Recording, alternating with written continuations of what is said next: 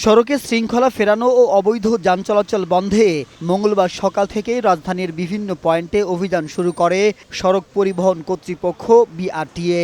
সংস্থাটির নির্বাহী ম্যাজিস্ট্রেটরা ভ্রাম্যমাণ আদালতের মাধ্যমে সড়কে শৃঙ্খলা ফেরানোর কার্যক্রমে গণপরিবহনের কাগজপত্র চেক করেন।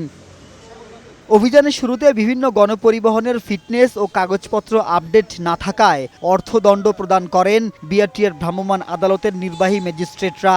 এছাড়া রুট পারমিট ও লাইসেন্স না থাকায় চালকদের বিরুদ্ধে কঠোর ব্যবস্থা নেওয়া হচ্ছে বলে জানান তারা।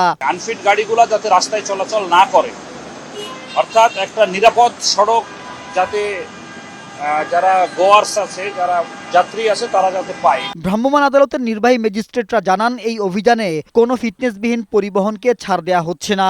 অভিযান অব্যাহত থাকবে জানিয়ে নির্বাহী ম্যাজিস্ট্রেট বলেন, আগামী 1 মাসের মধ্যে সড়কে শৃঙ্খলা ফেরানোর কাজ দৃশ্যমান হবে। গাড়ির দেখা যাচ্ছে পেপারসে ফিটনেস আছে, বাট তার বাহ্যিক চেহারা খারাপ, রংচটা, আবার কালো ধোঁয়াটাও আমরা কিন্তু মোটামুটি ভালোই পাই, এবং সেটাতে আমরা নিয়মিত ধরি এবং নিয়মিত এটা ফাইন আমরা করছি। বিশেষ করে ফিটনেসটাকে আমরা খুব বেশি গুরুত্ব দিই।